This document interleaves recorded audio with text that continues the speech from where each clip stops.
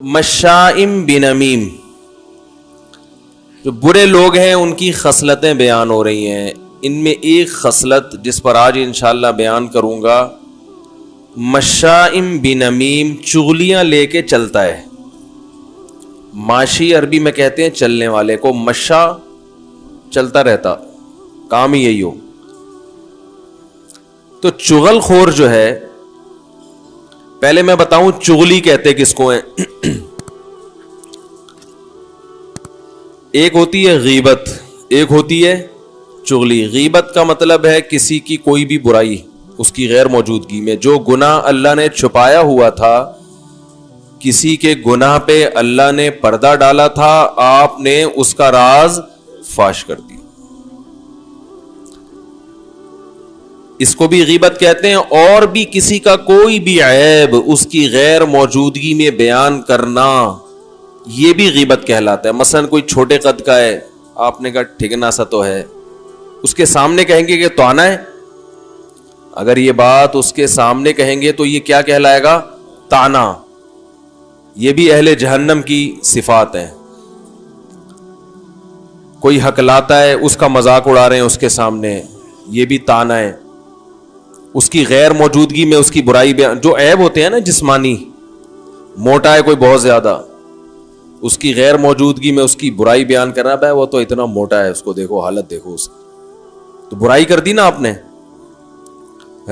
شکل اچھی نہیں ہے، بھائی وہ تو شکل دیکھو، اندھیرے میں تو نظر ہی نہیں آتا، اتنا کالا ہے بھائی. تو کسی بھی لحاظ سے کسی کی بھی کوئی برائی بیان کریں گے اس کی غیر موجودگی میں، تو یہ کیا کہلائے گی؟ غیبت. چغلی اس سے ایک الگ چیز ہے. چغلی کہتے ہیں کہ اکثر چغلی ہوتی ہے حکام بالا کو شکایتیں لگانا نا، جیسے بچے اماں سے لگا رہے ہوتے ہیں شکایتیں، امی آپ کو پتا ہے یہ ایسا ہے، یہ ویسا ہے. تو شکایت سامنے بھی ہوتی ہے اور غیر موجودگی میں بھی. جب یہ اصلاح کی نیت سے ہو تو نہی علی المنکر کہلاتی ہے، اور جب یہ فساد پیدا کرنے کے لیے ہو تو اسی عمل کو چغلی کہا جاتا ہے. نہی علی المنکر اور چغلی ایک ہی چیز کے دو نام ہیں، نیتوں سے فرق ہو جاتا ہے. سمجھ رہے کہ نہیں سمجھ رہے؟ دیکھو، آپ نے اپنے باس کو شکایت لگائی کہ وہ امپلائی جو ہے نا وہ تمیز سے کام نہیں کرتا، سر اس سے کمپنی کو نقصان ہو سکتا ہے. آپ کی واقعی دل میں نیت ہے کہ یار ایک چیز ہے، کمپنی تباہ ہو رہی ہے، میں بتا دوں، تو دل میں واقعی جذبہ خیر خواہی کا. بڑے بھائی نے چھوٹے بھائی کی ابا کو شکایت لگائی کہ ابا یہ کنٹرول سے باہر ہے، اس کو میں نے 2-3 دفعہ پائپ میں بیٹھا ہوا دیکھا ہے، اس میں چرسی بیٹھے ہوتے ہیں نا پائپ میں. اور بھائی کے دل کے اندر یہ جذبہ ہے کہ کسی طرح میرا چھوٹا بھائی اس برائی سے بچ جائے. میں سمجھاؤں گا نہیں مانے گا، ابا کو بتا دو، کاش یہ چھوڑ دے اس برائی کو. ٹھیک ہے نا؟ تو یہ کام کیا کہلائے گا؟ نہی علی المنکر، برائی سے روکنے کی فکر. لیکن یہی بڑا بھائی، اس نے دیکھا چھوٹے بھائی کو چرسیوں کے ساتھ، معذرت کے ساتھ کوئی اور غلط ایکٹیویٹی میں دیکھا، لیبل لگا رہا ہے نہی علی المنکر کا، لیکن دل میں لڈو پھوٹ رہے ہیں کہ ایک برائی سامنے آئی، ابا کو بتاؤں گا، ابا کی نظر میں اس کی ویلیو کم، میری ویلیو زیادہ، کہ تو بڑا نیک ہے، مجھے بتاتا بھی یہ گھر میں کیا ہو رہا ہے. یا باس کو بتاؤں گا کہ فلاں جو ملازم ہے وہ تو ٹائم پہ نہیں آتا، سر آپ کو معلوم ہے وہ ٹائم پہ نہیں آتا، حاضری میں پوری حاضری لگاتا ہے، اور سر میں آپ سے اصل میں ایکچولی میں چاہتا ہوں کہ کمپنی کو نقصان نہ ہو. میں یہ سب چیزیں آپ کو اس لیے بتا رہا ہوں کہ تاکہ ذرا ہم آئے ہیں، ہم نے ایک ایگریمنٹ کیا، اچھا کمپنی کو فائدہ ہوگا، ہمیں فائدہ ہوگا، سر آپ کو خوش دیکھیں، آپ خوش ہوں گے تو ہم خوش ہوں گے. تو سر دیکھیں جو بھی ہے، اوپر سے جو ہے نا لیبل یہ لگایا جا رہا ہے، لیکن اندر سے لڈو پھوٹ رہے ہیں کہ چلو کوئی بندہ شکایت لگانے کے لیے مجھے ملا. سمجھ رہے؟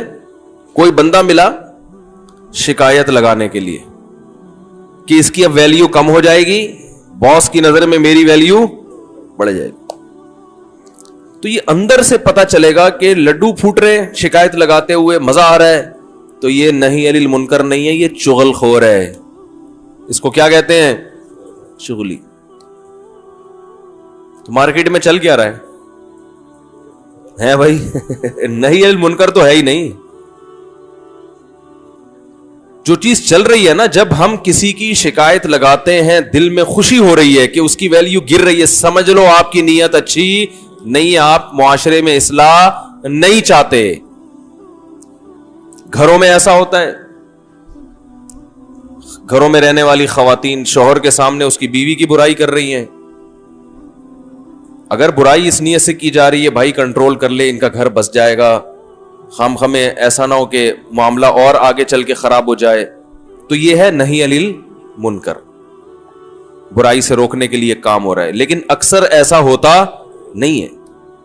چسکے لے لے کے جب شکایتیں لگائی جائیں گی تو سمجھ لو کہ یہ شکایتیں چغلی میں آتی ہیں, نہی عن المنکر میں نہیں آتی. نہی عن المنکر میں انسان میں اصلاح کا جذبہ ہوتا ہے, لہذا وہ ایسی صورت اختیار کرے گا.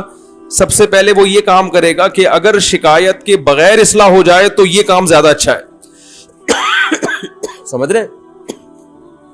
پہلی مثلا بڑے بھائی نے چھوٹے بھائی کو یا چھوٹے نے بڑے کو دیکھا, وہ ڈائریکٹ ابا تک پہنچنے سے پہلے کوشش کرے گا کہ ایک دفعہ خود سمجھائے, بلکہ خود بھی براہ راست بات کرنے کے بجائے کہ یار سامنے والے کو پتا چل جائے گا کہ اس کے راز پر میں مطلع ہو گیا ہوں, تو یہ میری نگاہوں میں نہ گر جائے کہیں.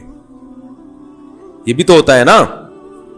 ارے آپ نے کسی کو برائی کرتے ہوئے دیکھا, اب آپ جا کے اس کو بتا رہے ہیں کہ یہ نہ کرو, تو اس سے اس کے دل میں خیال آئے گا کہ یار اس نے مجھے دیکھ لیا ہے, اب میں اس کی نظر میں تو گر گیا. تو اچھے لوگ سامنے بھی نہیں بتاتے, یہ شو کرتے ہیں جیسے ہمیں پتا چلا ہی نہیں ہے. کسی بڑے مولانا صاحب کو آپ نے ایک سگریٹ پیتے ہوئے دیکھ لیا, مولاناؤں پہ تو سوٹ نہیں, میں مثال دے رہا ہوں تاکہ ایک مہذب مثال آئے نا. سگریٹ کی مہذب تو نہیں ہے لیکن کوئی ایسی مثال تو برائی تو ہو نا کم از کم. وہ بڑے عالم تھے, علماء سگریٹ نہیں پیتے, بہت سی چیزیں ایک عام لوگوں پہ اتنی بری نہیں ہوتی لیکن علماء پہ آپ نے دیکھا بہت بڑے بزرگ ہیں پی رہے ہیں بیٹھ, چرس نہیں ہے اس میں, خالی سگریٹ پی رہے ہیں. وہ بےچارے چھپ کے پی رہے ہیں, ان کو کوئی عادت پڑ گئی تھی بچپن میں. میں نے ایک مولانا صاحب کو دیکھا تھا سگریٹ پیتے ہوئے, سفر میں تھا, حقیقت ہم سفر میں تھے, ایک مولانا صاحب تھے ہمارے ساتھ, بڑے اچھے عالم ہیں, آپ لوگ جانتے نہیں. تو وہ کیا ہوا کہ ہم کہیں ٹھہرے تو وہ انہوں نے سگریٹ نکالی, کونے میں جا کے نا پی رہے ہیں بیٹھ, جلدی جلدی پی رہے ہیں.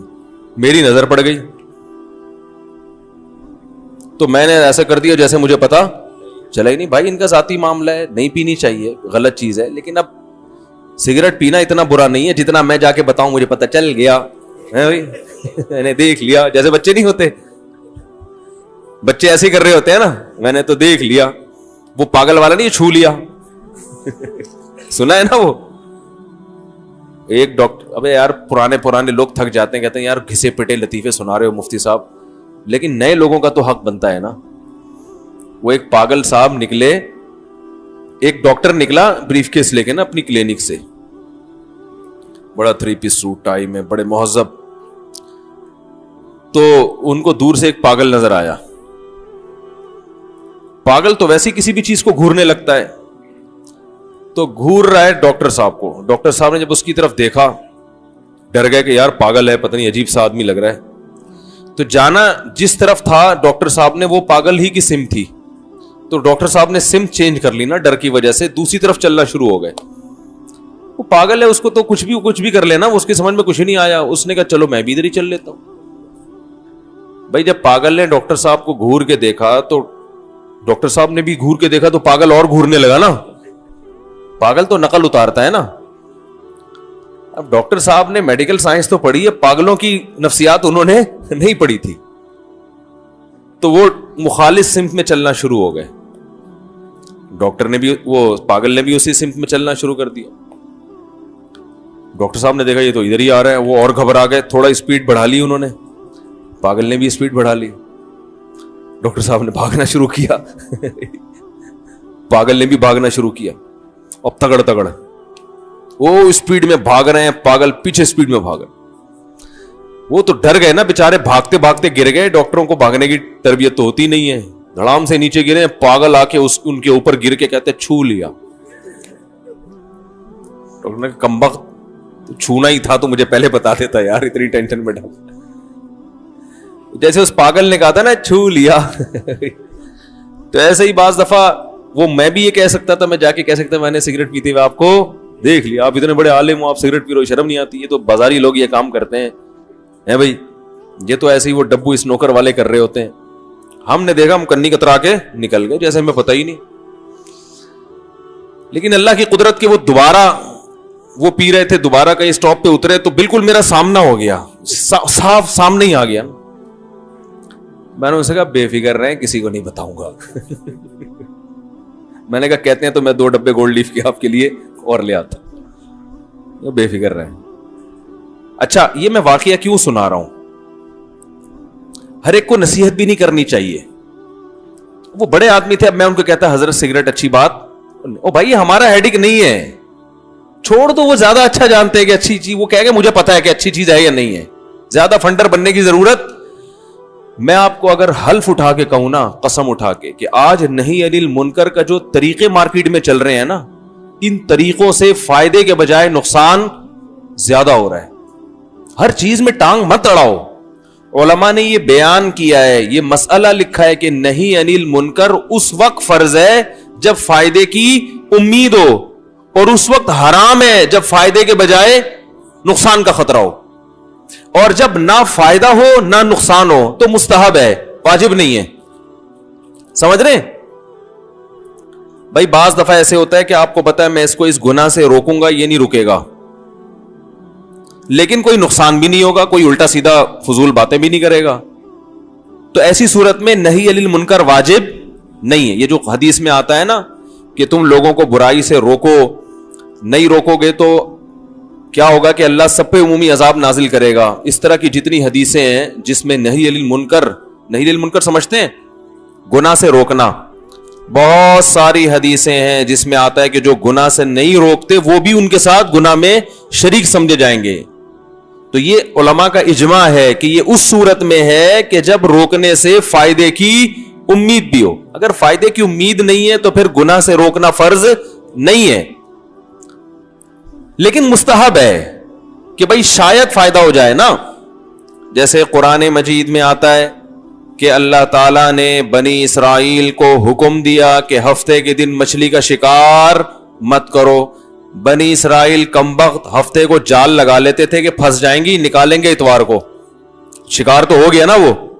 تو قرآن کہتا ہے کہ ایک فریق نے ان کو سمجھانا شروع کیا کہ یہ غلط کر رہے ہو, اللہ کا عذاب آئے گا. تو دوسرے فریق نے کیا کہا, 3 فریق بن گئے تھے, 3 دھڑے. ایک جو اس گناہ میں مبتلا تھا, ایک جو اس گناہ سے روک رہا تھا, اور ایک جو نیوٹرل تھا, روک بھی نہیں رہا تھا. تو جو نیوٹرل تھا نا, جو گناہ کر بھی نہیں رہا تھا اور روک بھی نہیں رہا تھا, اس نے روکنے والوں سے کہا لِمَ تَعِظُونَ قَوْمًا اللَّهُ مُهْلِكُهُمْ أَوْ مُعَذِّبُهُمْ عَذَابًا شَدِيدًا. ایسی قوم کو کیوں روکتے ہو جن کو ہلاک کرنے کا اللہ نے فیصلہ کر لیا ہے؟ کیا مطلب؟ ان کو یقین تھا کہ یہ اتنے ڈھیٹ ہیں, ان کو روکنے میں ٹائم ویسٹنگ کے علاوہ کچھ بھی حاصل نہیں ہوگا, اور یہ تو پکا ڈکا یہ مرنا ہے انہوں نے عذاب میں. قوم کے حالات دیکھے ہوں گے نا انہوں نے گناہگاروں کے. بھائی ان کو سمجھانا, بحث کے آگے بین بجانا. تو اللہ نے اس طبقے کی برائی بیان نہیں کی ہے قرآن میں کہ یہ بھی بڑے غلط تھے, ہے بھائی؟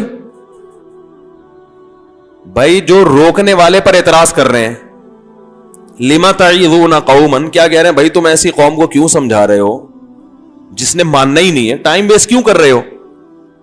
تو اس طبقے کو بھی اللہ نے برا نہیں کہا. تو پتا چلا یہ بھی جائز ہے کہ آپ نہیں علی المنکر ایسے موقع پہ نہ کریں. تو کرنے والوں نے کیا کہا, مَعْذِرَةً إِلَىٰ رَبِّكُمْ, بھائی قیامت کے دن اللہ کے سامنے عذر پیش کریں گے, اللہ ہم جو کر سکتے تھے ہم نے کیا, ہم روک سکتے تھے ہم نے روک لیا. وَلَعَلَّهُمْ يَرْجِعُونَ, اور ٹھیک ہے کہ ان سے ماننے کی امید نہیں ہے لیکن شاید ان میں سے کوئی رک جائے.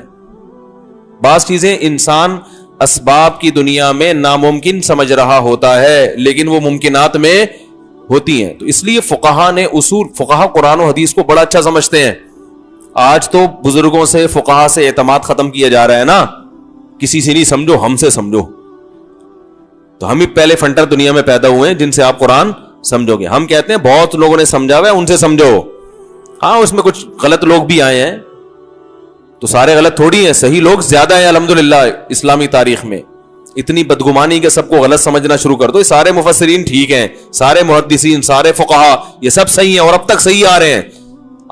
گڑبڑیں بھی ہوئی ہیں لیکن اچھے لوگ بھی ہول سیل کے حساب سے ہیں مارکیٹ میں. ایسا امیج بنایا جا رہا ہے نا, یوٹیوب پہ ایک فنٹر اٹھے گا, وہ یہ شو کرائے گا جب میں نے قرآن کو سمجھا, باقی سب کیا کر رہے تھے. اور کہتے ہیں جب ان سے کہا جائے یار یہ تو کسی کا بھی عقیدہ نہیں ہے, کہتے ہیں میں قرآن کو ڈائریکٹ سمجھتا ہوں, میں شخصیات کو درمیان میں نہیں لاتا. تو لوگ بھی تو آپ سے سمجھ رہے ہیں نا, ٹھیک ہے نا. لوگ آپ کی شخصیت کو درمیان میں لائیں تو ٹھیک ہے, اور جب ہم باقی شخصیتوں کو لائیں تو وہ شخصیت پرستی ہے. تو کہتے ہیں ہم دلیل سے بات کر رہے ہیں اس لیے ہماری بات مانو تو شخصیت پرستی نہیں ہے. اس کا مطلب وہ جو پرانے فقہا تھے وہ سنٹیکس بک بورڈ کی کتابیں پڑھ کے انہوں نے فتوے دیے. ایسی ایک صاحب سے میری بات بحث ہو رہی تھی, وہ کہہ رہے تھے کہ میں نے کہا امام حنیفہ کا یہ قول ہے, کہہ رہے میں قرآن و حدیث کو مانتا ہوں, امام حنیفہ کو نہیں مانتا. میں نے کہا اس کا مطلب امام حنیفہ تورات انجیل کو مانتے تھے, وہ قرآن و حدیث کو نہیں مانتے. تو یہ لیبل ہے مارکیٹ میں, یہ دم نہیں ہے, ان تلوں میں تیل نہیں ہے, سمجھ رہے ہیں, اس لیے زیادہ ان سے متاثر ہونے کی ضرورت نہیں ہے. تو خیر, تو اللہ, ہاں اس لیے اس آیت سے کیا استدلال کیا فقہا نے کہ بھائی نہی عن المنکر کی اگر امید ہی نہیں ہے, یعنی امید ہی نہیں ہے ماننے کی, تو پھر چپ رہنا جائز ہے. بہتر اس وقت ہے جب ماننے کے بجائے الٹا اور فساد کی. جیسے آپ نے کسی کو نماز کا کہہ دیا, آپ کو پتا یہ اتنا غلط آدمی ہے, یہ علماء کو برا بھلا کہنا شروع کر دے گا, اس کو نماز کا بولو گے, جاؤ مانتا نہیں تو بھائی چپ کرو. کیونکہ جب زبان سے علماء کو نماز کو برا بھلا کہے گا تو اور زیادہ پکا بے نمازی بنے گا. آپ کیوں اس کو ایسے عمل پہ مجبور کر رہے ہو؟ جیسے قرآن میں آتا ہے وَلَا تَسُبُّوا الَّذِينَ يَدْعُونَ مِن دُونِ اللَّهِ فَيَسُبُّوا اللَّهَ عَدْوًا بِغَيْرِ عِلْمٍ.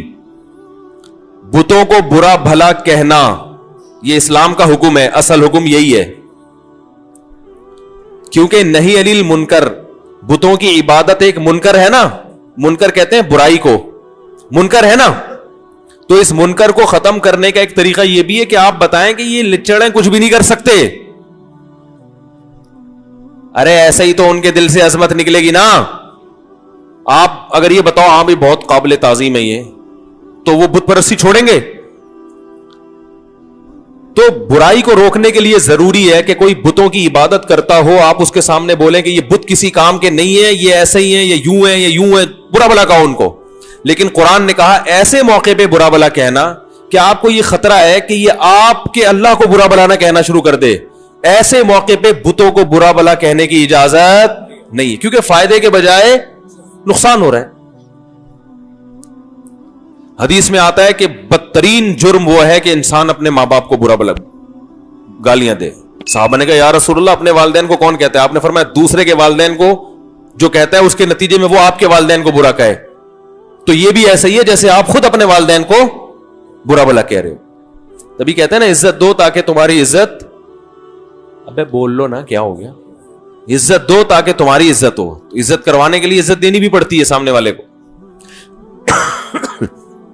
تو اصول یہ ہے کہ برائی, اچھا میں وہ سگریٹ کا قصہ سنا رہا تھا, اب آپ بتاؤ میں ان کو جا کے کہتا, وہ مجھ سے عمر میں بڑے, مرتبے میں بڑے, بھائی بس دیکھ لیا تو دیکھ لیا, میں نے تسلی دے دی, آپ بے فکر رہیں, میں کسی کو نہیں بتاؤں.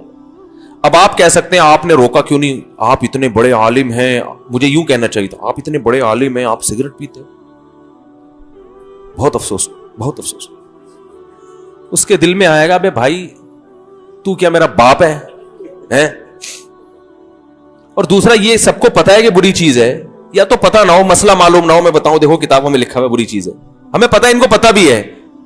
اب یہاں اگر میں ان کو ٹوکوں گا تو سوائے اس میرا جو امیج جائے گا, کہ یہ امیج کیا جائے گا, میرا امیج جو بنے گا کہ فنڈر گیری کے علاوہ کچھ بھی نہیں ہے.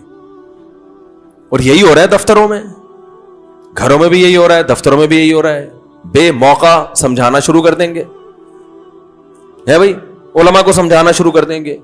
کسی حکیم کے پاس آپ بیٹھو, اس کو سمجھانا شروع کرو کہ یہ چورن پیٹ کے لیے بہت اچھا ہے, اس کو غصہ آئے گا, بھائی تو فنڈر بن رہا ہے ہمارے سامنے. میں جب ڈاکٹر آتے ہیں نا بیٹھتے ہیں تو زیادہ میڈیکل سائنس کی جو مجھے نالج ہے میں نہیں ان کو بتاتا, اول تو اس لیے بھی کہ ان کے ظاہر ہے ہم سے زیادہ نالج ہے, لیکن کہیں کسی ڈاکٹر سے کوئی الگ تحقیق سن لی, بھائی جو جس فیلڈ کا ماہر ہے نا اس کے سامنے آپ گھننے بن کے بیٹھے رہو, ہمیں نہیں پتا. اگلا انسلٹ محسوس کرتا ہے, سمجھ رہے کہ نہیں سمجھ رہے, اگلا اپنی بے عزتی محسوس کرتا ہے.